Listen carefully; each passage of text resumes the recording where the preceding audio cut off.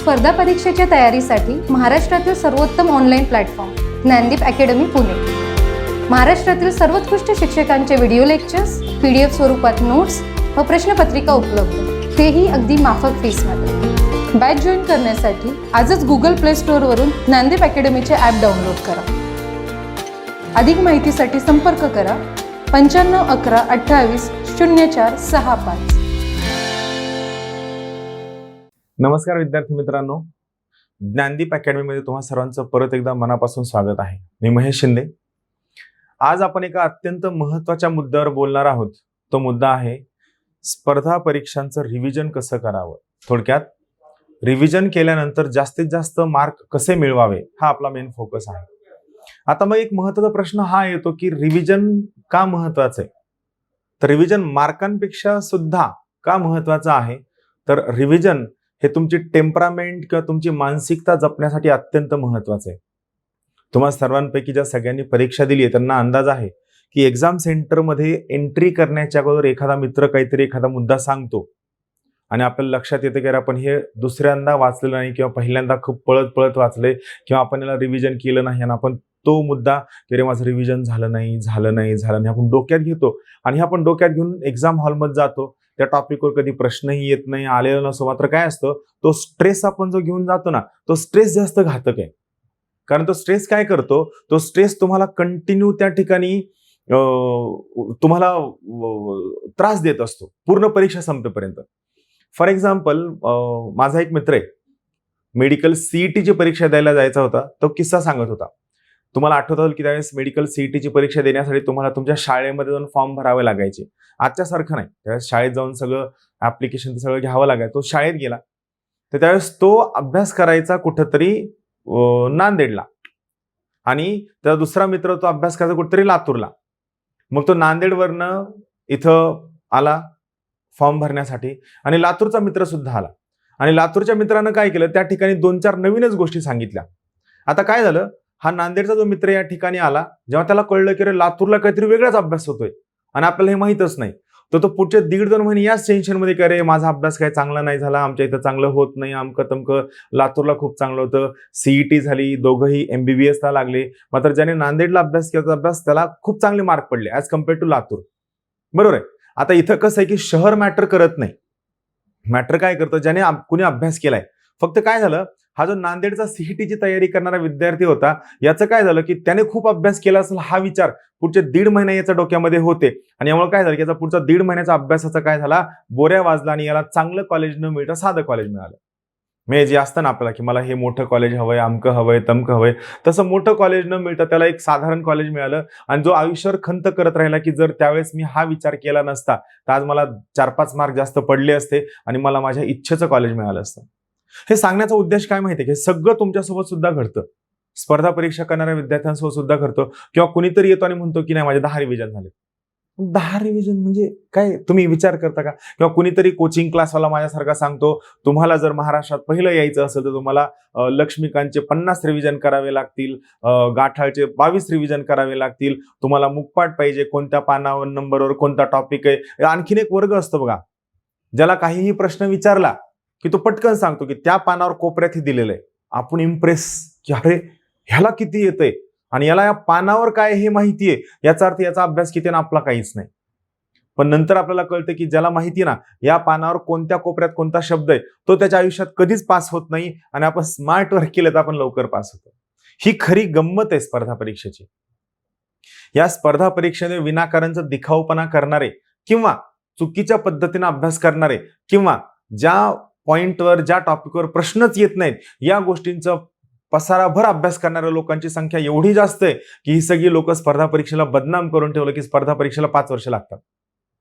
कोणत्या पानावर कोणत्या कोपऱ्यात कोणता मुद्दा आहे हे माहीत असण्यापेक्षा त्या मुद्द्यावर प्रश्न येतात का, मागच्या 5 वर्षात त्या मुद्द्यावर किती प्रश्न आलेत, कशा प्रकारचे प्रश्न येतात, कोणत्या डिफिकल्टीचे प्रश्न येतात, त्याचं माझं रिव्हिजन झालेलं का, हे जास्त महत्वाचं आहे. म्हणून लक्षात ठेवा, स्पर्धा परीक्षेचा अभ्यास हा इम्प्रेस करण्यासाठी करू नका. स्पर्धा परीक्षेचा अभ्यास हा स्वतःच्या करिअरसाठी करा. एक छान सुंदर नोकरी म्हणून करा, आयुष्य म्हणून करू नका, एक नोकरी म्हणून करा. तर हे सगळं होऊ नाही, यामुळे मी तुम्हाला आज रिव्हिजन बद्दल सांगणार आहे. खूप महत्वाची गोष्ट आहे. तर चला सगळ्यात अगोदर आपण पाहूया रिव्हिजन म्हणजे तुमच्या मनात काय असतं. तुमच्या डोक्यात असतं रिव्हिजन म्हणजे पुन्हा पुन्हा वाचणं, पुन्हा पुन्हा नजरेखालनं घालणं. बरोबर आहे. तुम्ही काय करता, एक पुस्तक वाचता, त्याला अंडरलाईन करता अगोदर पेन्सिलनं, मग लाल पेननं, मग हिरव्या पेननं, मग हायलायटर, ऑरेंज कलरचा हायलायटर, पोपटी कलरचा हायलायटर, या सगळ्यांनी हायलाइट करता. आणि हायलाइट केल्यानंतर ज्यावेळेस तुम्ही सेकंड टाइम रिव्हिजनसाठी जाता त्यावेळेस तुम्ही हायलाइट केलेलं नाही वाचत. तुम्ही काय करता, अख्खच्या अख्खं वाचता. का? कारण तुम्ही ज्यावेळेस पहिल्यांदा वाचत असताना त्यावेळेस वाचताना तुम्ही ते समजून घेण्यापेक्षा तुमचा जास्तीचा कल हा त्या अंडरलाईन करण्याकडे असतो. अंडरलाईन कशी करावी, काय करावी यावर सुद्धा मी सविस्तर बोलणार आहे. आपण ते नंतर पाहूया.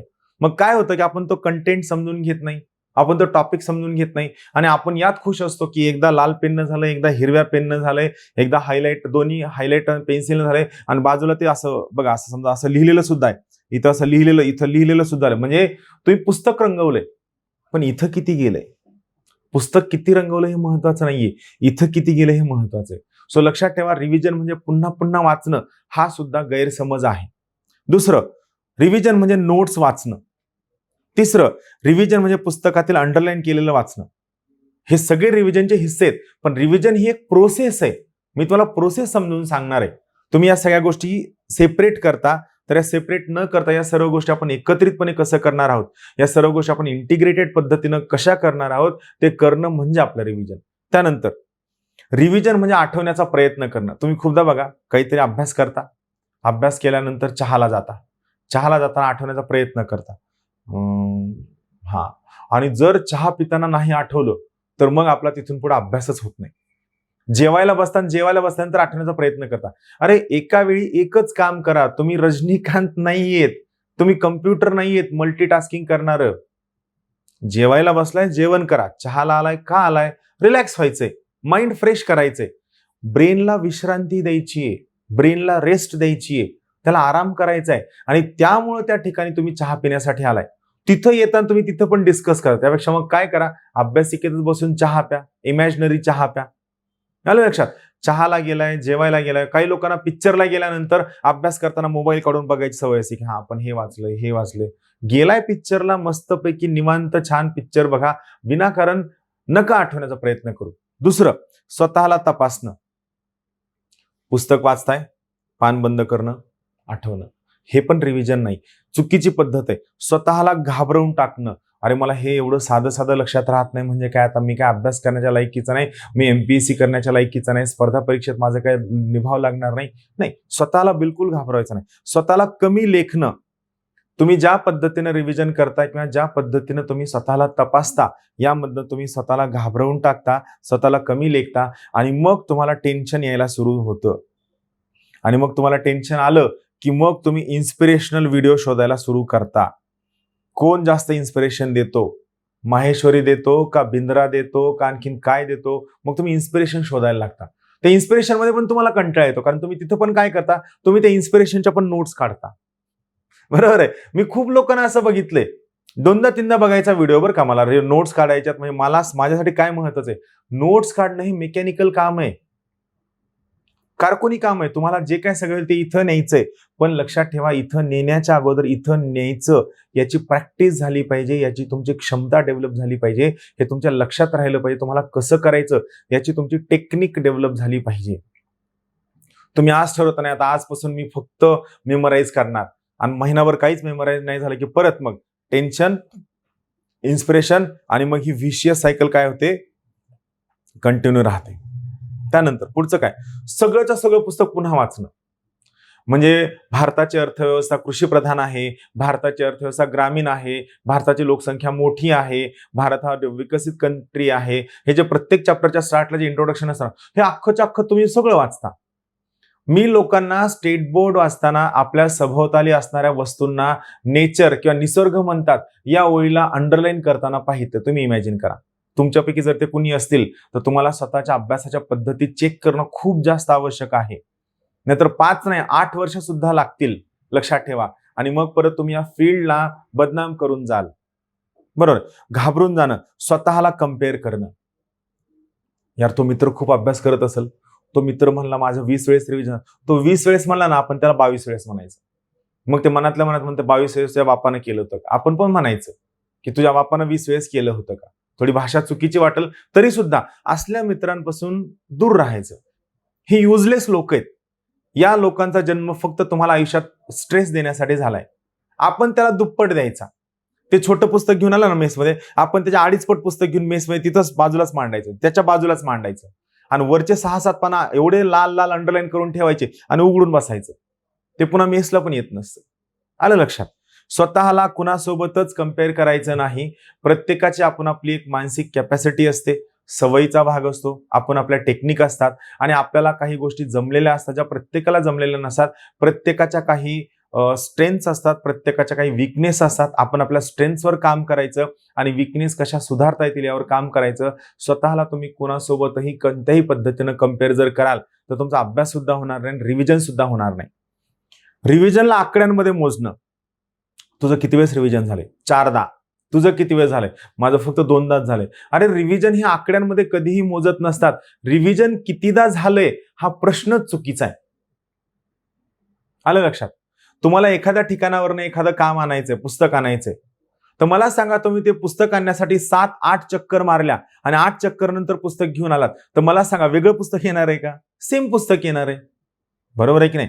तुम्हाला एखादं पुस्तक आप्पावळून चौकामधनं विकत आणायचंय, तर ते पुस्तक कोणतं आणायचंय, त्याची किंमत किती आहे, तुमच्याकडे किती पैसे आहेत, कोणत्या दुकानात मिळतं, कोणत्या क्वालिटीचं असतं, काय पेज असतं, हे सगळं तुम्हाला इथं माहित आहे. तुम्हाला तिथं जायचंय, ते तिथं रिवाईज करायचं, म्हणजे त्याला सांगायचंय आणि पुस्तक घेऊन यायचंय. नाही, चांगल्या क्वालिटीचं पुस्तक मला हवंय, मी मिनिमम 7 चक्कर मारणार आणि 7 चक्कर मारल्यानंतर मग 8व्या चक्करला पुस्तक घेऊन येणार, म्हणजे माझं ह्या तुमच्या रिव्हिजनच्या आहेत.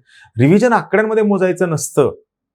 Revision is a continuous process. परत एकदा सांगतो, रिव्हिजन ही एक कंटिन्युअस प्रोसेस आहे. दुसरी गोष्ट, स्वतःला अधिकाऱ्यांसोबत कम्पेअर करणं. त्याची हाईट माझी हाईट, त्याचे 10वीचे टक्के माझे टक्के, त्याचं कॉलेज माझं कॉलेज सेम आहे. तो म्हणायचा मी कधीच रिव्हिजन नाही केलं, मी पण कधीच रिव्हिजन करत नाही. प्रत्येक जण वेगवेगळा आहे. रादर मी याला आणखीन पॉझिटिव्ह पद्धतीनं सांगू शकतो, every person is unique in his or her own way. प्रत्येक जण युनिक आहे. तुम्ही स्वतःच्या युनिकनेसला जपा. तुम्ही स्वतःच्या ज्या युनिकनेस आहे त्याच्या आधारावर तुमच्या स्वतःच्या करिअरची तयारी करा. दुसऱ्यासोबत कम्पेअर करून स्वतःच्या युनिकनेसला कमी लेखून स्वतःला स्ट्रेसमध्ये, टेन्शनमध्ये टाकू नका. रिव्हिजनची फुशारकी मारणं बंद करा. 50 रिव्हिजन केलेत पण मागं पोस्टच मिळालं नाही, साधी प्रिलिम्स क्लिअर होत नाही. सांगा, असल्या 50 रिव्हिजनला काहीतरी फायदा आहे का? मी कुणाबद्दल वाईट बोलत नाहीये, पण माझं हे म्हणणं आहे की तुम्ही जर अभ्यास करत असाल आणि त्या अभ्यासामधनं जर आउटपुट मिळत असेल तर त्याला फायदा आहे. सर माझं लक्ष्मीकांत 3दा वाचून झालंय. ठीक आहे, 3दा वाचून झाले ना, मग सांग लक्ष्मीकांत मधल्या कोणत्या कोणत्या मुद्द्यांमध्ये सेक्युलरिझम, धर्मनिरपेक्षतेचे प्रोव्हिजन दिलेले आहेत. सर पर्याय द्या. मग तुझं 3दा रिव्हिजनचा फायदा काय आहे? बरोबर आहे की नाही? याचा अर्थ काय की रिव्हिजन करून आपल्याला गोष्टी मेमोराईज नाही करायच्यात, आपल्याला त्या पर्यायांमधनं उत्तर शोधायचंय, त्या पद्धतीचं रिव्हिजन आपल्याला कळायचंय. किती पुस्तकं किती वेळेस वाचली म्हणजे रिव्हिजन? चुकीचंय, साफ चुकीचंय. एखाद्या व्यक्तीनं एखादं पुस्तक एकदा वाचलं, त्यानंतर त्यातल्या महत्वाच्या मुद्द्यांना हायलाईट केलं, अंडरलाईन केलं आणि ते अंडरलाईन केलेले मुद्दे 3-4 वेळेस वाचले, त्याच्यावरचे प्रश्न वाचले, त्यामुळे त्याला ते चांगलं घट्ट लक्षात राहतंय, याला आपण रिव्हिजन म्हणतो. मी अग्रवालचं पुस्तक 6दा सोडवलंय. अरे गरज नाहीये. 6दा का सोडवायचंय? अग्रवाल काय आहे? गणित आहे. गणित सेम गणित 6 वेळेस सोडवण्याची गरज नाहीये. टेक्निक समजून घेतली, ती टेक्निक आपल्या स्वतःच्या डोक्यात फिट केली, त्याच्याबद्दलच्या काही ट्रिक्स असतील, गोष्टी असतील, आपल्या एखाद्या डायरीमध्ये लिहून काढल्या आणि झालं. म्हणजे तुम्हाला त्या टाईपचे किती बाकीचे पुस्तकं घेऊन गणित सोडवा ना. अग्रवाल एकदम जीर्ण होऊन त्याला कुजेपर्यंत सोडवायचं आणि खुश की माझा अग्रवाल 6 वेळेस सोडून झाले. हा, जर समजा तुम्हाला अग्रवाल पहिल्यांदा सोडविल्यानंतर योग्य पद्धतीनं कळलं नसेल तर दुसऱ्यांदा सोडविणं, कॉन्फिडन्स देण्यासाठी 3-3 वेळेस सोडविणं, ते सोडवत असताना 2 वेळेस सोडून झाल्यानंतर 3ऱ्या वेळेस अग्रवाल सोडत असताना आणखीन एखादं पुस्तक सोबतीला सोडवणं, असं काहीतरी करणं हे अपेक्षित आहे. मात्र मी एखादं पुस्तक 4दा वाचलंय याला रिव्हिजन कधीच म्हणत नाही, चुकीचं आहे. आपली परीक्षा MCQची आहे. रिव्हिजन करण्याची सगळ्यात मेन गोष्ट काय, तुम्हाला स्वतःची एक डायरी मेंटेन करायची आहे. स्वतःची एक डायरी. मी डायरीचा वापर कसा करायचा सांगणार आहे. आपली परीक्षा MCQची आहे. लक्षात ठेवा, या MCQच्या परीक्षेमध्ये सगळ्यात महत्त्वाचा वाटा कोणाचा असेल तर तो सबकॉन्शियस मेमरीचा असतो. सो त्यामुळे तुम्हाला काय सबकॉन्शियस मेमरीवर कसं काम करायचं मी तुम्हाला शिकवणार आहे. त्यासाठी एक सेपरेट व्हिडिओ असेल. पण आज मात्र लक्षात ठेवा, आपली परीक्षा MCQची आहे, त्यामुळे आपल्याला आठवायचं, मेमोराईज करायचं, लक्षात ठेवायचं, डोळे बंद करून आठवण्याचा प्रयत्न करायचा, असले काहीही फिल्मी प्रकार करू नका. फॅक्च्युअल डाटा विनाकारण पाठ करायचा नाही, याला रिव्हिजन म्हणत नाहीत. सनावळ्या म्हणजे इसवी सन आणि व्यक्ती हे पण पाठ करू नका. याच्यावर किती प्रश्न येतात हे प्रश्नांची संख्या अगोदर बघा, त्यांचा इनपुट आउटपुट रेशो एकदा समजून घ्या आणि त्याच्या आधारावरती मग तुम्ही रिव्हिजन करा. राईट. आता चला आपण बघूया रिव्हिजन कसं करायचं. तर यासाठी मी एक खूप इंटरेस्टिंग चार्ट बनवलेला आहे. तो चार्ट मी तुम्हाला शिकवतो की रिव्हिजन कसं करायचं. आतापर्यंत जे मी सांगितलं तर ते नॉर्मल होतं. आता फक्त काय की रिव्हिजन कसं करायचं हे मी तुम्हाला थोडक्यात सांगतो, मग परत ते समोर नोट्समध्ये आपण बघूया. चला, सगळ्यात पहिली महत्त्वाची गोष्ट मी काय सांगितलं, रिव्हिजन ही एक कंटिन्युअस प्रोसेस आहे. बरोबर आहे. कंटिन्युअस म्हणजे काय, रिव्हिजन ही एक निरंतर चालणारी प्रक्रिया आहे. निरंतर न चुकता चालणारी प्रक्रिया आहे. मग यात काय करायचं तुम्हाला, डेली रिव्हिजन एक करायचं आहे, वीकली रिव्हिजन एक करायचं आणि मंथली रिव्हिजन एक करायचं. कसं करायचं पहा. सगळ्यात अगोदर मी तुम्हाला पहिला मुद्दा क्लिअर करतो. या रिव्हिजनचा फायदा काय होतो, तर याच्यामुळे तुमची मेमरी चांगली शार्प होते. पण ही मेमरी चांगली शार्प होण्यासाठी तुम्हाला स्वतःला 1 महिना वेळ द्यावा लागतो. 1 महिने न चुकता मी जी प्रोसेस तुम्हाला सांगणार आहे, ही प्रोसेस तुम्हाला न चुकता चांगली करायची. माझ्याकडनं लिहून घ्या. नक्कीच 1 महिन्यानंतर तुमची मेमरी, तुमची लक्षात ठेवण्याची क्षमता खूप चांगली इम्प्रूव्ह झालेली असेल. मेमरी इम्प्रूव्हमेंट काय करायचं, एक डायरी घ्यायची. आता या डायरीमध्ये डेली रिव्हिजन कसं करायचं, तर त्या दिवसभरात तुम्ही जे काही वाचलेलं आहे, जे वाचलंय, या वाचलेल्या मुद्द्यांचे जे टॉपिक आहेत, हे टॉपिक या डायरीवर लिहून काढायचे. समजा आज किती तारीख आहे, आज समजा 10 जून तारीख आहे. मग या 10 जूनला समजा तुम्ही पॉलिटीचे हे 4 टॉपिक वाचले, इकॉनॉमीचे 3 टॉपिक वाचले, ते शब्द लिहून काढायचे. मग या पॉलिटीच्या टॉपिकमध्ये तुम्हाला हे 6-7 नवीन शब्द आढळले. वाक्य लिहायचं नाही, या ठिकाणी 6-7 नवीन शब्द आढळले.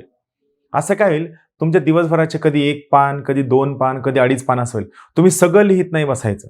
आणि यात आणखीन काय करायचं, जर तुम्हाला प्रिव्हियस इयरच्या क्वेश्चनचं तुम्ही अनालिसिस केलं असेल आणि तुम्हाला कोणत्या प्रकारचे प्रश्न येतात याचा अंदाज असेल, तर या डायरीच्या पुढच्या पानावरती जे तुम्हाला अत्यंत महत्त्वाचे बीट वाटतात, अत्यंत महत्त्वाचे बीट्स, बरोबर आहे, हे महत्त्वाचे बीट्स पुढच्या पानावर लिहून काढायचे. आता काय करायचं, हे दिवसभराचं झाल्यानंतर रात्री झोपण्याच्या अगोदर, लक्षात ठेवा, ज्यांना कोणाला मेमरी बिल्डिंग चांगली करायची आहे, ज्यांना गोष्टी लक्षात ठेवायच्या, त्या प्रत्येकानं रात्री झोपण्याच्या अगोदर आज दिवसभरात जे काय वाचलेलं आहे, जे तुम्ही या डायरीवर उतरून काढले, तो प्रत्येक शब्द एकदा नजरेखालनं घालायचा. पुस्तक घ्यायचं नाही, नोट्स घ्यायच्या नाही, हा प्रत्येक शब्द नजरेखालनं घालायचा. आज हे शब्द वाचला होता, आज फंडामेंटल आहे 12, 13, 14 झालं. आज आणखीन इकॉनॉमिक्समध्ये मिनिमम सपोर्ट प्राइस काय हे कळलं, GDP वाचला होता. हा प्रत्येक शब्द काय करायचा, नजरेखालनं घालायचा. हा पहिला मुद्दा झाला. दुसरा मुद्दा, हे सगळे शब्द नजरेखालनं घातल्यानंतर जे पुस्तक तुम्ही वाचले ते पुस्तक तुमच्या रूमला किंवा घरी कॅरी करायचं. शक्यतोवर खूप सर्व विद्यार्थी अभ्यासिकेत अभ्यास करतात आणि रात्री 11 वाजले की सुटलो बाबा एकदाचा म्हणून सगळं काही सोडून काय करतात, सगळे घरी निघतात, निवांत मोकळं. नाही, जे पुस्तक वाचले, एखाद दुसरं पुस्तक, जर 5 पुस्तकं वाचली असतील तर 5 पैकी 2 घेऊन जा. 5 पुस्तक वाचणारा युनिक अँटिक स्पीशीज सध्या नाहीये, पण एखाद दुसरी असते. कारण मला प्रश्नावरून कळतं ना, सर मी दिवसाला 6 पुस्तकं वाचले तर काय करू, मी त्याला म्हणत असतो एखादा टेम्पो कर, नेऊन आणून जा पुस्तकं. तर 2 पुस्तकं, समजा 2 पुस्तकं कॅरी करायचे. आता सगळ्यात अगोदर तुम्ही काय केलं, त्या डायरीवर जे काय वाचलंय हे तुम्ही नजरेखालनं घातलं. आता जे पुस्तक तुम्ही वाचले, त्या पुस्तकातले समजा तुम्ही 20-25 पानं वाचले असतील, 30 पानं वाचले असेल, तर पान पलटवायचं, पान नजरेखालनं घालायचं. पानामधला शब्दही वाचायचा नाही, फक्त पानामधले जे टायटल्स आहेत, जे तुम्ही वाचलेत, ते टायटल्स तेवढे नजरेखालनं घालायचे. तेवढे टायटल्स फक्त बघायचे, पानामधलं काहीही वाचायचं नाही. वाचायला जाल तर परत सगळ्या गोष्टी नवीन वाटतील, तुम्हाला ही सवय करायची. हे झालं दिवसाचं. आठवड्यामध्ये कोणताही अर्धा दिवस, हाफ डे, आठवड्यामधला कोणताही हाफ डे तुम्हाला काय करायचं आहे, वीकली रिव्हिजनसाठी द्यायचा आहे. प्रिफरेबली शनिवारी दुपारनंतर. कारण काय असतं की उद्या रविवार असतो, शनिवारी अभ्यास करायची इच्छा नसते, रविवारी आपला दिवस कुठं जातो कळत नाही, मग शनिवारी आपण 5 वाजल्यानंतरच कपडे धुवायला जाणं, कुठंतरी चक्कर मारायला असं आपण करतो. असं न करता दर शनिवारी शक्यतोवर दुपारच्या जेवणानंतरचा जो अर्धा दिवस आहे, त्या आठवड्याभरात काय केलं, जे तुम्ही डायरीत मेंटेन केलेलं आहे, कारण तुम्ही रोज डायरी मेंटेन करताय, त्या डायरीत मेंटेन केलेलं हे नजरेखालनं घालायचं आठवड्याभराचं. आणि सोबत जी पुस्तकं आठवड्याभरात वाचली आहेत ती पुस्तकं परत एकदा नजरेखालनं घालायची, ते पानं सगळे नजरेखालनं घालायचे. हे वीकली रिव्हिजन जसं आपण दिवसाला करतो, रोज करतो, सेम आठवड्यात करायचं. आणि महिन्यातला एक पूर्ण दिवस प्रिफरेबली महिन्याचा शेवटचा दिवस, या शेवटच्या दिवशी आपण महिन्याभरात काय केलंय हे नजरेखालनं घालायचं. राहील लक्षात? आता हे झाल्यानंतरचा पुढचा जो महिना आहे, पुढच्या महिन्यात नेक्स्ट महिन्यात 2 दिवस द्यायचे. एक दिवस कोणाला, तर त्या महिन्यात वाचलेली गोष्ट, आणि एक दिवस कोणाला त्याच्या अगोदरच्या महिन्याला. ही रिव्हिजनची सायकल करायची. माझं पर्सनल मत आहे, मी स्वतः ही पद्धत फॉलो करायचो. एक महिना जर तुम्ही हे सर्व फॉलो केलं तर मला पर्सनली वाटतं की तुम्हाला नक्कीच तुमची स्मरणशक्ती सुद्धा वाढेल, लक्षात राहण्याची पद्धत सुद्धा वाढेल, आणि सगळ्यात महत्त्वाची गोष्ट, तुम्हाला स्वतःवर कॉन्फिडन्स येण्यासाठी सुरू की नाही माझ्या लक्षात राहतं. आता काय होतं माहिती का, तुम्ही स्वतः एवढ्या गोष्टी लक्षात ठेवण्याचा प्रयत्न करता आणि त्या लक्षात नाही राहिल्या की ऑटोमॅटिकली तुम्ही स्वतः टेन्शन घ्यायला सुरू करता. नाही घ्यायचंय. या सगळ्या गोष्टींना हळूहळू तुम्हाला स्वतःला वेळ द्यायचा आहे. याला वेळ दिला तर ऑटोमॅटिकली तुमचा स्कोर वाढेल. मात्र ही सगळ्यात मेन आहे. तुम्ही काहीही व्हिडिओ न पाहता हे जरी पाहितलं तरी तुम्हाला मोर दॅन सफिशियंट गोष्टी कळतील. रिव्हिजन मात्र अत्यंत आवश्यक आहे. रिव्हिजन केल्याशिवाय तुमचा स्कोर वाढत नाही. आता मग रिव्हिजन करताना काय करायचं? अंडरलाईन केलेल्या गोष्टी वाचायच्या. काय होतं अंडरलाईन केल्यानंतर, अरे ही ओळ मी अंडरलाईन केली पण याचा अर्थ मला माहित नाही, तरी सुद्धा अंडरलाईन केलेलीच गोष्ट वाचायची. पूर्ण नाही वाचायचं. पूर्ण वाचणं म्हणजे पुस्तक वाचणं बिलकुल नाही. पुढची महत्वाचा मुद्दा, रिव्हिजन करत असताना कोणत्याही प्रकारचं टार्गेट ठेवायचं नाही. 4दा रिव्हिजन करायचंय, 5दा रिव्हिजन करायचंय, आज तासाभरात रिव्हिजन करायचंय, असं कधीही होत नाही. माझं काय म्हणणं आहे की माझे एवढे रिव्हिजन झाले आणि तुम्ही मित्राला जाऊन सांगितलं किंवा मेसमध्ये सांगितलं, मेसच्या काकू म्हणतील वा वा खूप छान, मिळाली का पोस्ट? नाही. किती रिव्हिजन झाले त्यापेक्षा ते रिव्हिजन किती परिणामकारक झालेलं आहे, तुम्हाला त्यातनं मुद्दे कळलेत का, तुमचा स्कोर वाढतोय का, तुमचे प्रश्न करेक्ट येत आहेत का, हे सर्व त्यामध्ये कव्हर व्हायला हवं. सो टार्गेट ठेवायचं नाही. रिव्हिजन करत असताना किंवा तुमचा एकदा अभ्यास झाल्यानंतर कोणतेही मुद्दे किंवा कोणत्याही गोष्टी जबरदस्ती आठवण्याचा प्रयत्न करायचा नाही. लक्षात ठेवा, विनाकारण जबरदस्ती आठवण्याचा प्रयत्न करू नये, हे सगळ्यात चुकीचं आहे. आठवण्याचा विनाकारण प्रयत्न करायचा नाही. रिव्हिजन करताना तुमचा प्लॅन कसा आखायचा, तर मार्कांच्या इनपुट आउटपुट रेशोवरती रिव्हिजनला किती वेळ द्यायचा हे ठरवायचं. रिव्हिजनची प्रायोरिटी कशावर ठरवायची? इनपुट आउटपुट रेशोवरती. जसं मी मागील लेक्चरमध्ये सांगितलं होतं की तुमचा अभ्यास करताना सुद्धा मागील प्रश्नपत्रिकांचं विश्लेषण करत असताना high scoring topic, medium scoring topic आणि लो स्कोरिंग टॉपिक हे जे आपण विश्लेषण ठेवतो, सेम तुम्हाला इथं सुद्धा फॉलो करायचं. रिव्हिजन करताना सुद्धा ज्या टॉपिकवर खूप जास्त प्रश्न येतात त्याला रिव्हिजनला जास्त वेळ द्यायचा, ज्याच्यावर मीडियम प्रश्न येतात त्याला रिव्हिजनला कमी वेळ द्यायचा, आणि ज्यावर खूप कमी प्रश्न येतात किंवा ज्यावर प्रश्न येत नाहीत या टॉपिकला एक्झाम जवळ आलेल्या काळात रिव्हिजन द्यायचं, कारण ते तुम्ही त्यावेळेस विसरणार नाही. लक्षात ठेवा, रिव्हिजन देत असताना सुद्धा तुमच्याकडे मार्कांचं विश्लेषण तयार असायला हवं. तुम्हाला कोणते टॉपिक खूप महत्त्वाचे आहेत, अत्यंत महत्त्वाचे आहेत, आणि कोणत्या टॉपिकचा इनपुट आउटपुट रेशो खूप चांगला आहे हे तुम्हाला क्लिअर असणं आवश्यक आहे. हाय स्कोरिंग टॉपिकचं रिव्हिजन, मीडियम स्कोरिंग टॉपिकचं रिव्हिजन आणि लो स्कोरिंग टॉपिकचं रिव्हिजन या सोयीनं तुम्हाला करायचं आहे. आता हे करत असताना मला आणखीन एक महत्त्वाचा मुद्दा तुम्हाला सांगायचा जो तुमची मेमरी खूप चांगली बिल्ड करेल. काय? सकाळच्या वेळी ज्यावेळेस आपण एकदम फ्रेश असतो, ज्यावेळेस आपण कुणाला भेटलेलं नसतो, भांडलेलं नसतो, चहावाल्यासोबत, नाश्त्यावाल्यासोबत, ऑटोवाल्यासोबत, मेसच्या काकूंसोबत, महेश शिंदेसोबत एवढ्या लोकांसोबत आपलं भांडण झालेलं नसतं, अशा सकाळच्या फ्रेश वेळी ज्या टॉपिकला खूप जास्त मार्क्स असतात ते वाचण्याचा, ते रिव्हिजनचा किंवा ते गो थ्रू करण्याचा रोज अर्धा तास वेळ देणे, एक दिवस आड किंवा तुमच्या सोयीनं द्यायचा वेळ. कारण हा जो वेळ आहे ना, हा सगळ्यात क्रुशियल आहे, ज्याच्या आधारावरती तुमचा स्कोर खूप चांगला होणार आहे. ही सगळ्यात महत्वाची प्रोसेस आहे. सकाळी अभ्यासिकेत बसल्या बसल्या जो अर्धा तास आहे तो सगळ्यात क्रुशियल आहे. किंवा जर तुम्ही हॉस्टेलला राहत असाल आणि हॉस्टेलमध्ये आवरण्यासाठी वेळ लागत असेल तर उठल्यानंतर तुमच्या बेडवरती पहिला अर्धा तास याला वेळ द्यायचा. स्कोरिंग टॉपिक, ज्या टॉपिकवर खूप जास्त स्कोर येतो त्याची आपली सेपरेट डायरी मेंटेन करायची आणि ते सकाळी उठल्यानंतर नजरेखालनं घालायचं.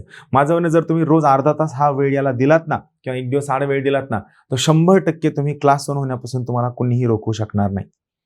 फक्त पुस्तकं वाचणं म्हणजे अभ्यास नाही, अभ्यासिकेत बसणं म्हणजे अभ्यास नाही, पुस्तक किती वेळेस वाचले, रिव्हिजन किती वेळेस केले हे सुद्धा अभ्यास नाही. तुम्हाला काही गोष्टी पर्पजफुली कराव्या लागतील, जो किलर इन्स्टिंक्ट आपल्यामध्ये खूप कमी आहे. आपण स्पेसिफिक त्या गोष्टीवर काम करत नाही. आपण काय करतो, आपण मजुरी करतो. तुम्ही ज्या पद्धतीने अभ्यास करता त्याला मी मजुरी करणं म्हणतो. आता हे करंटचं पुस्तक अख्खं पहिल्या पानापासून शेवटच्या पानापर्यंत वाचणार. अरे पण हा विचार कर की त्याच्यावर प्रश्न किती आलेत, बरं त्या टाईपच्या प्रश्नांचा स्कोर तुझा चांगला येतो का, हा विचार करणं खूप जास्त गरजेचं आहे. आणि जर तो विचार होत नसेल तर त्याला काहीच अर्थ नाहीये. स्मार्ट वर्क आणि त्यासोबत प्रोफेशनल वर्क झालं पाहिजे. मला सांगा, माझे 2 बिझनेस आहेत, एक सोन्याचा बिझनेस आणि दुसरा प्लास्टिकचा बिझनेस आहे. तर मी सोन्याच्या बिझनेसला 6 तास आणि प्लास्टिकच्या बिझनेसला 6 तास चालेल का? नाही चालणार ना. कारण 1 ग्राम सोनं, 1 तोळा सोनं विकल्यानंतर मला 50,000 मिळणार आहेत आणि 1 किलो प्लास्टिक विकल्यानंतर मला 5 किंवा 10 रुपये मिळणार आहेत. मग मी 6 तास का देऊ हे तुम्हाला कळत नाहीये. का? कारण तुम्हाला लोकांना दाखवायचं तुम्ही किती अभ्यास केला, तुम्हाला लोकांमध्ये फुशारकी मारायची, तुम्हाला स्वतःला मी किती हुशार आहे हे दाखवायचंय. काही अर्थ नाही. इव्हन जी लोक फुशारकी मारणारे, मी किती हुशारी दाखवणारे असतात ना, ही लोक पास झाल्यानंतर सुद्धा सिस्टीम मध्ये कधीही सगळ्यांसोबत मिक्स होऊ शकत नाहीत. या लोकांचं कुणीही नसतं. या लोकांसाठी पळून येऊन काम करणारं कुणीही नसतं.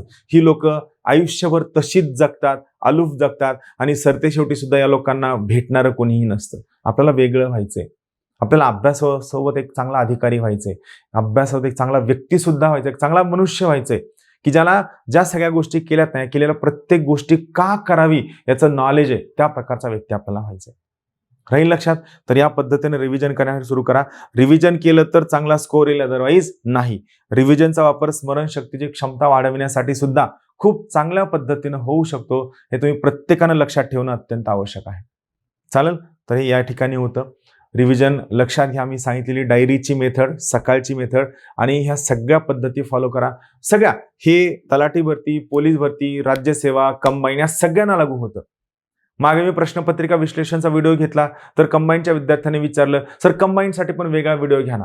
राज्यसेवा आणि कंबाईनमध्ये असं काहीच फरक नाहीये, 0% फरक आहे. सिलेबसमध्ये पण 10 ते 20% फरक आहे आणि पॅटर्न फक्त वेगळा आहे, बाकी काहीही फरक नाही.